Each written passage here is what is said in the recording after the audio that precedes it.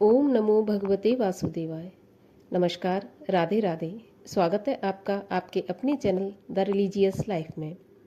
आज के वीडियो में हम सुनेंगे कार्तिक मास के महात्म के 9वें अध्याय की कथा। पिछले वीडियो में हमने 8वें अध्याय की कथा का श्रवण किया था। आज हम 9वें अध्याय सुनेंगे, तो बने रहिए मेरे साथ वीडियो में अंत तक। वीडियो यदि अच्छा लगे तो वीडियो को लाइक अवश्य कीजिए, साथ ही साथ चैनल को भी सब्सक्राइब कर लीजिए।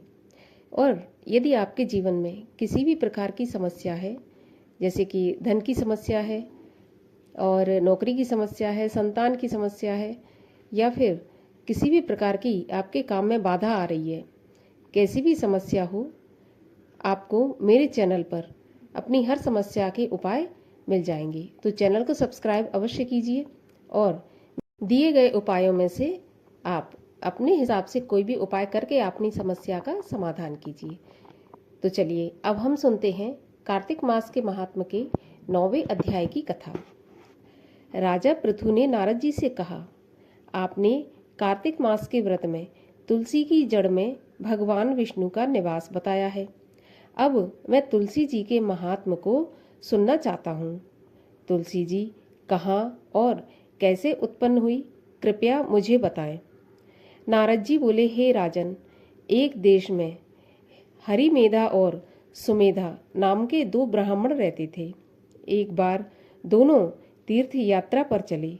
चलते चलते वे एक दुर्गम वन में पहुंच गए। वहां उन्होंने तुलसी का बहुत बड़ा वन देखा, जिसकी सुमेधा ने परिक्रमा की और भक्तिपूर्वक प्रणाम किया। यह देख हरिमेधा ने उससे तुलसी का महात्म्य पूछा तो सुमेधा बोला, विप्रवर, प्राचीन काल में दुर्वासा के शाप से इंद्र का ऐश्वर्य छिन गया तो ब्रह्मा आदि देवताओं ने असुरों के साथ मिलकर सागर मंथन किया, जिसमें ऐरावत हाथी, कल्पवृक्ष, चंद्रमा, लक्ष्मी जी, उच्चेश्रवा घोड़ा, कौस्तुभ मणि, धन्वंतरी और दिव्य औषधियां प्रकट हुईं। भगवान विष्णु ने जब अमृत कलश को अपने दोनों हाथों में लिया तो हर्ष से आंसुओं की कुछ बूंदें उस अमृत के ऊपर गिरी, जिसके तत्काल तुलसी की उत्पत्ति हुई। वहां प्रकट हुई लक्ष्मी जी तथा तुलसी जी को ब्रह्मा आदि देवताओं ने श्री हरि को समर्पित किया और भगवान ने उन्हें ग्रहण किया। तब से तुलसी जगदीश्वर की अत्यंत प्रिय हो गई। संपूर्ण देवता तुलसी जी की विष्णु के समान ही पूजा करते हैं। सुमेधा यह कह रहे थे, उसी समय सूर्य के समान अत्यंत तेजस्वी विशाल विमान आता दिखाई दिया। उन दोनों के आगे बरगद का वृक्ष गिर पड़ा और उससे 2 दिव्य पुरुष निकले। उन दोनों ने हरिमेधा और सुमेधा को प्रणाम किया। ब्राह्मणों ने आश्चर्यचकित होकर पूछा कि आप दोनों कौन हैं?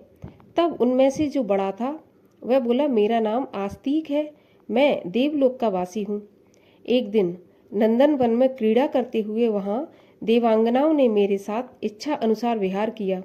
उस समय युवतियों के मोती और बेला के हार लोमश मुनि के ऊपर गिरे। मुनि ने क्रोध में सोचा कि स्त्रियां तो परतंत्र हैं, इस पाप का भागी आस्तिक ही श्राप पाने के योग्य है। ऐसा विचार करके मुनि ने मुझे ब्रह्म राक्षस होकर बरगद के वृक्ष में स्थापित किया। जब मैंने भक्ति से उन्हें प्रसन्न किया तो उन्होंने शाप से मुक्ति का उपाय बताते हुए कहा कि जब तू किसी ब्राह्मण के मुख से भगवान विष्णु का नाम और तुलसी दल की महिमा सुनेगा तो तुझे तत्काल मोक्ष मिल जाएगा। आज देवयोग से आप दोनों के मुख से तुलसी की महत्व सुनकर शाप से मेरा छुटकारा हो गया। मेरे दूसरे साथी पहले श्रेष्ठ मुनि थे।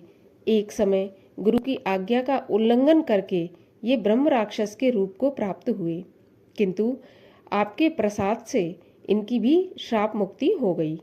आप दोनों को भी तीर्थ यात्रा का फल यहीं प्राप्त हो गया।